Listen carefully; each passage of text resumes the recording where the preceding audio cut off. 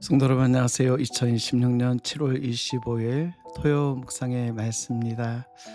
창세기 37장 18절부터 36절 하나님은 인생의 구덩이에서도 일하고 계십니다 라는 말씀으로 이 아침 함께 같이 은혜를 나누기를 원합니다. 요셉이 그들에게 가까이 오기 전에 그들이 요셉을 멀리서 보고 죽이기를 꾀하여 서로 이르되 꿈꾸는 자가 오는도다. 자, 그를 죽여 한 구덩이에 던지고 우리가 말하기를 악한 짐승이 그를 잡아먹었다 하자. 그의 꿈이 어떻게 되는지를 우리가 볼 것이니라. 르우벤이 듣고 요셉을 그들의 손에서 구원하려 하여 이르되 우리가 그의 생명은 해치지 말자. 피를 흘리지 말라. 그를 광야 그 구덩이에 던지고 손을 그에게 대지 말라. 이는 그가 요셉을 그들의 손에서 구출하여 그의 아버지에게로 돌려보내려 함이었더라. 요셉이 형들에게 이르매 그의 형들이 요셉의 옷 곧 그가 입은 채색 옷을 벗기고 그를 잡아 구덩이에 던지니 그 구덩이는 빈 것이라 그 속에 물이 없었더라. 그들이 앉아 음식을 먹다가 눈을 들어본즉 한 무리의 이스마엘 사람들이 길르앗에서 오는데 그 낙타들의 향품과 유향과 몰약을 싣고 애굽으로 내려가는지라. 유다가 자기 형제에게 이르되 우리가 우리 동생을 죽이고 그의 피를 덮어둔들 무엇이 유익할까? 자, 그를 이스마엘 사람들에게 팔고 그에게 우리 손을 대지 말자. 그는 우리의 동생이요 우리의 혈육이니라. 하매 그의 형제들이 청종하였더라. 그때 미디안 사람 상인들이 지나가고 있는지라 형들이 요셉을 구덩이에서 끌어올리고 은 20에크를 이스마엘 사람들에게 팔매 그 상인들이 요셉을 데리고 애굽으로 갔더라. 르우벤이 돌아와 구덩이에 이르러 본즉 거기 요셉이 없는지라 옷을 찢고 아우들에게로 되돌아와서 이르되 아이가 없도다. 나는 어디로 갈까? 그들이 요셉의 옷을 가져다가 순념소를 죽여 그 옷을 피에 적시고 그의 채색 옷을 보내어 그의 아버지에게로 가지고 가서 이르기를 우리가 이것을 발견하였으니 아버지 아들의 옷인가 보소서. 내 아들의 옷이라. 악한 짐승이 그를 잡아먹었도다. 요셉이 분명히 찢겼도다.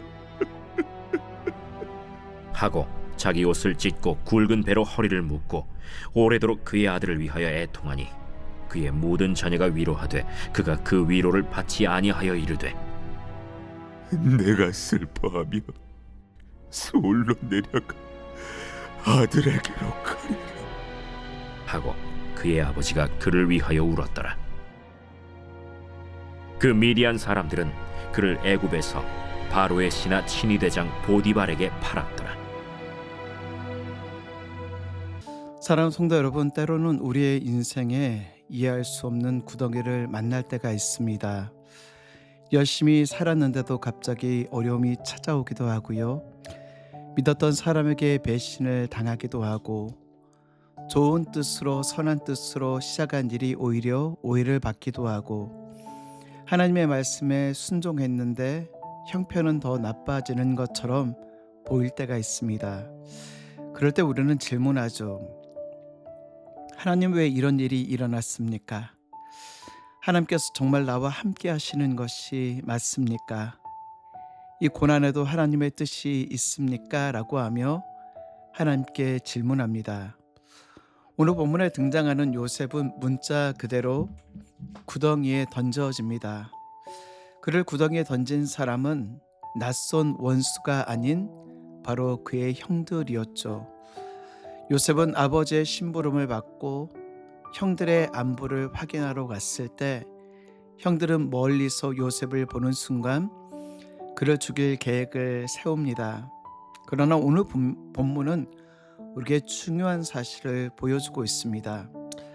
사람들은 요셉을 구덩이에 던졌지만 하나님은 요셉을 포기하지 않으셨습니다. 사람들은 요셉의 옷을 벗겼지만 하나님은 요셉의 꿈을 빼앗기지 않으셨습니다. 사람들은 요셉을 노예로 팔았지만 하나님은 그를 애굽으로 보내고 계셨습니다. 오늘 말씀을 통하여 우리의 인생의 구덩이, 신앙의 구덩이 속에서도 일하시는 하나님을 함께 같이 묵상하기를 원합니다. 오늘 18절과 19절에 있는 말씀을 보면 형들은 요셉을 보며 이렇게 이야기합니다. 서로 이르되 꿈꾸는 자가 오는도다. 요셉은 그들의 아우였어요. 아, 우리 동생이 오는구나 라고 이야기해야 될 건데 그들은 꿈꾸는 자가 오는도다. 비웃습니다. 조롱합니다. 형들에게 요셉은 더 이상 사랑해야 될 동생이 아니라 제거해야 될 경쟁자였기 때문입니다. 왜? 미움이 그들의 눈을 가렸기 때문입니다. 사람의 마음에 미움이 들어오면 상대방의 좋은 점은 보이지 않습니다. 상대방이 하는 모든 말과 행동을 부정적으로 해석하죠. 예, 물론 요셉에게도 미숙한 점이 있었습니다. 아버지의 편애를 받았고 자기의 꿈을 형들에게 지혜롭게 설명하지 못한 미숙한 점이 있었지만 그렇다고 해서 형들의 살인 계획이 정당화되어질 수 없죠. 문제는 요셉의 꿈이 아니라 형들의 마음속에 자리 잡고 있는 시기와 미움이었습니다.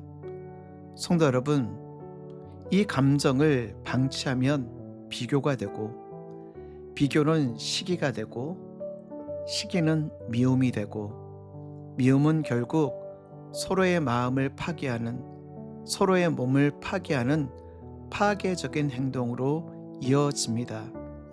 형들은 요셉을 미워하는 나머지 하나님의 계획까지도 막을 수 있다라고 생각했죠. 20절 하반절 말씀을 보면 그의 꿈이 어떻게 되는지를 우리가 볼 것이니라. 그의 꿈이 어떻게 되는지 보자라고 하는 이 말 속에는 하나님을 향한 도전이 담겨 있습니다.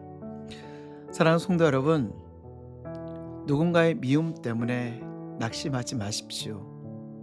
인간은 하나님의 계획을 무너뜨릴 수 없습니다. 사람이 문을 막아도, 사람이 길을 막아도, 사람이 우리를 끌어내려도 하나님이 여시면 열리고 하나님이 새로운 길을 만드시면 새로운 길이 열리고 하나님이 우리를 높이시면 아무도 막을 수 없습니다. 어떻게 해요? 형들은 요셉을 죽이려 하였지만 그의 형 르우벤을 통하여 하나님은 개입하십니다. 21절과 22절 말씀 보면은요, 르우벤이 듣고 요셉을 그들의 손에서 구원하려 하여 그의 생명을 해하지 말자. 또 그들에게 이르되 피를 흘리지 말라. 하나님은 르우벤을 통하여 일하십니다. 결국 그의 채색 옷을 벗기고 구덩이에 던지죠. 성도 여러분, 분명히 기억하십시오. 우리도 구덩이에 빠질 수 있습니다. 우리도 낙심할 수 있습니다. 우리도 좌절할 수 있습니다. 우리는 구덩이에 빠지지 않는 것이 축복이라고 생각하고 우리의 인생에 구덩이 자체가 없는 것이 축복이라고 생각합니다. 하지만 때로는 하나님께서 구덩이를 없애주는 대신에 구덩이 안에서 우리를 지켜주시죠. 다니엘이 예루살렘을 향하여 하루에 3번씩 기도하였을 때 사자굴에 들어감을 알고 있음에도 불구하고 하나님께 기도합니다. 하나님이 함께 하셨다라고 하면 그는 사자굴에 들어가지 말아야 하죠. 하지만 사자굴을 피하게 하신 것이 아닌 사자굴 안에서 지켜주셨습니다. 다니엘의 세 친구에게 풀무불을 피하게 하신 것이 아니라 풀무불 가운데 함께 하시는 그 하나님, 바울에게 풍랑을 피하게 하신 것이 아닌 풍랑 속에서도 그의 생명을 보존하신 하나님, 우리의 인생과 우리의 신앙의 여정도 마찬가지입니다. 우리가 원하는 것은 구덩이가 없는 것입니다. 고난이 전혀 없는 삶을 원합니다.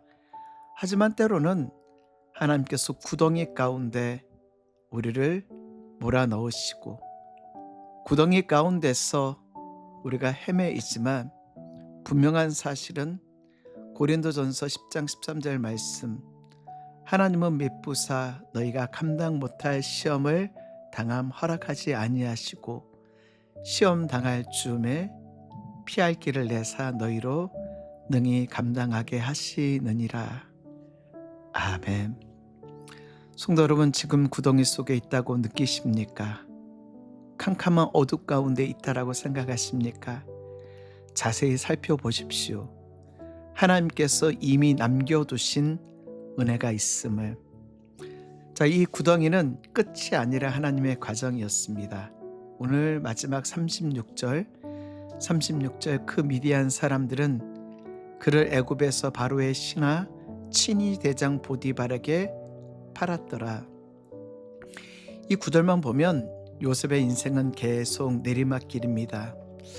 아버지의 사랑을 받는 아들에서 미움받는 동생으로, 채색 옷을 입은 아들에서 옷을 빼앗긴 사람으로, 자유민에서 노예로, 가나안에서 낯선 애굽 땅으로 내려갑니다. 그러나 하나님의 관심에는요, 요셉이 내려가는 것이 아니라 목적지를 향하여 이동하고 있는 것입니다. 이 뉴욕에 보면 지하철이 있습니다. 제가 살고 있는 퀸즈 지역에서 이스트 리버를 지나 맨하탄으로 가게 되어지면 넘버 7이나 러를 타고 맨하탄으로 나가죠. 이 서브웨이를 타고 가다 보면 이 서브웨이가 어두운 터널 속에 들어갑니다. 창 밖에는 아무것도 보이지 않죠. 그러나 단 한 명의 승객들도 공포에 질려하지 않습니다. 왜냐하면 터널은 목적지가 아니라 지나가는 과정이라는 사실을 알고 있기 때문에, 열차가 어둠 속에 들어갔다고 해서 길을 잃는 것이 아닙니다. 그 기차는 선로를 따라 목적지를 향하여 가고 있는 것입니다. 우리의 인생에도 터널 같은 시간이 있습니다. 아무것도 보이지 않고 앞으로 어떻게 해야 될지 알 수 없는 구덩이와 같은, 그러나 성도 여러분, 반드시 기억하십시오. 어둠 속에 있다고 해서 하나님이 길을 잃으신 것이 아닙니다. 내가 목적지를 보지 못한다고 해서 하나님의 인도하심이 멈추는 것은 아닙니다. 구덩이는 목적지가 아니라 과정입니다. 시편 23편 4절에 있는 말씀, 내가 사망의 음침한 골짜기로 다닐지라도 해를 두려워하지 않을 것은 주께서 나와 함께 하심이라. 사망의 음침한 골짜기로 다닐지라도, 이 말은 그곳에 영원히 머물러 있지 않는다는 뜻입니다. 지금 골짜기에 있습니까? 지금 터널 속에 있습니까? 지금 구덩이 속에 있습니까? 오늘도 우리의 인생과 함께하여 주시고 보이지 않는 손으로 우리를 보호하시는 그 하나님께 우리의 모든 것을 맡기며 하나님을 신뢰하며 하나님의 인도하심을 믿고 승리하심으로 나아가는 우리 귀한 성도님 되시길 주의 이름으로 축복합니다.